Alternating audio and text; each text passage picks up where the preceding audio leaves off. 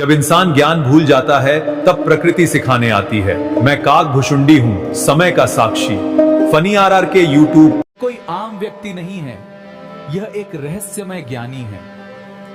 जीवन में धैर्य रखना बहुत जरूरी है। भाइयों और बहनों, आज हम उस गूढ़ रहस्य को सुनने जा रहे हैं जिसे स्वयं काग भुशुंडी जी ने बताया है। यह कथा है इस सृष्टि की, इस पृथ्वी की और उस परम सत्य की जब कुछ भी नहीं था। न आकाश, न पृथ्वी, न सूर्य, न चंद्रमा, चारों ओर केवल अंधकार ही अंधकार था। तब केवल एक ही सत्य विद्यमान था, वह थे परम ब्रह्मा। तभी तुलसीदास जी कहते हैं, सिया राम में सब जग जानी, करहु प्रणाम जोरी जुग पानी। अर्थ, यह पूरा जगत उसी परमात्मा का रूप है। काग भुशुंडी जी कहते हैं, जब प्रभु की इच्छा हुई तब सृष्टि की रचना का संकल्प हुआ और उस संकल्प से प्रकट हुई माया। माया बस जगु सबु भ्रांति, प्रभु कृपा बिनु मिठी न भ्रांति। यह संसार माया में बंधा है और प्रभु की कृपा से ही इसका भ्रम मिटता है। फिर धीरे धीरे पंच तत्वों की रचना हुई, आकाश, वायु, अग्नि, जल और पृथ्वी। इन्हीं से यह संसार बना। जब पृथ्वी बनी तो वह जल में डूबी हुई थी। तब भगवान ने वराह अवतार लिया और पृथ्वी को जल से बाहर निकाला। धीरे धीरे जीवन का संचार हुआ। नदियां बनी, पर्वत बने, वन बने और अंत में मनुष्य की रचना हुई। तभी तुलसीदास जी कहते हैं, बड़े भाग मानुष तन पावा, सुर दुर्लभ सब ग्रंथन गावा। यह मनुष्य जीवन बहुत दुर्लभ है, लेकिन मनुष्य क्या करता है? वह माया में फंस जाता है। यह मेरा है, मैं ही सब कुछ हूं, और यहीं से उसके दुख शुरू होते हैं। काग भुशुंडी जी कहते हैं, हे जीव, तू इस पृथ्वी पर मेहमान है। तू यहां कुछ समय के लिए आया है। और संत कबीर जी कहते हैं, माया मरी न मन मरा, मरमर गए शरीर। आशा तृष्णा न मरी, कह गए दास कबीर।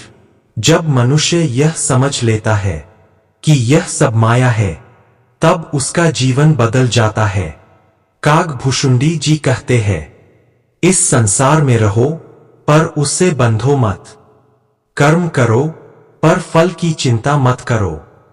चमत्कार नहीं, परिवर्तन। एक दिन मोहन ने महसूस किया, उसे अब किसी चीज की कमी नहीं लगती, ना ज्यादा पैसा, ना लोगों की तारीफ, क्योंकि उसके अंदर कान्हा का प्रेम भर चुका था। क्योंकि अंत में सब कुछ यही रह जाएगा। कुछ महीनों बाद वो साधु फिर मिले। मोहन ने उनके चरण पकड़ लिए। बाबा, आपने मेरा जीवन बदल दिया।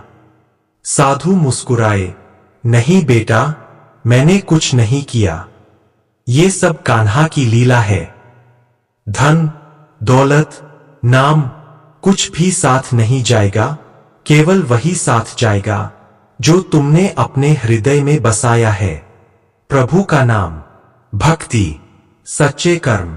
यह सृष्टि, यह पृथ्वी सब एक लीला है। इसे समझो और प्रभु में मन लगाओ। मैं तुझे शाप देता हूं, जा, अपनी इस आदत के कारण तू वानरी हो जा। दुर्वासा ऋषि का शाप सुनकर पुंजिक स्थली सन रह गई।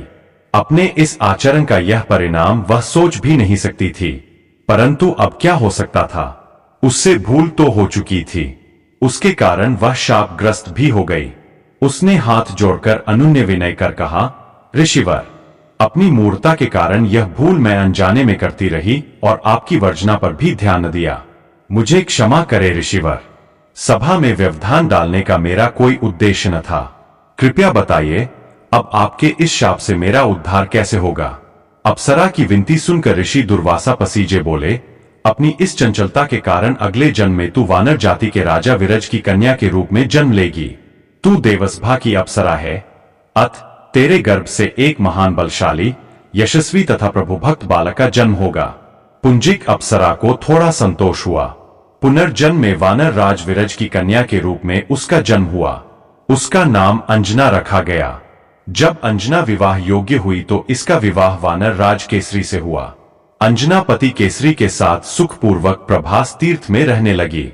इस क्षेत्र में बहुत शांति थी तथा बहुत से ऋषि मुनि आश्रम बनाकर यज्ञादि करते रहते थे। इंसान ज्ञान भूल जाता है तब प्रकृति सिखाने आती है। देखिए फनी आर के YouTube ज्ञान का सच्चा मार्ग।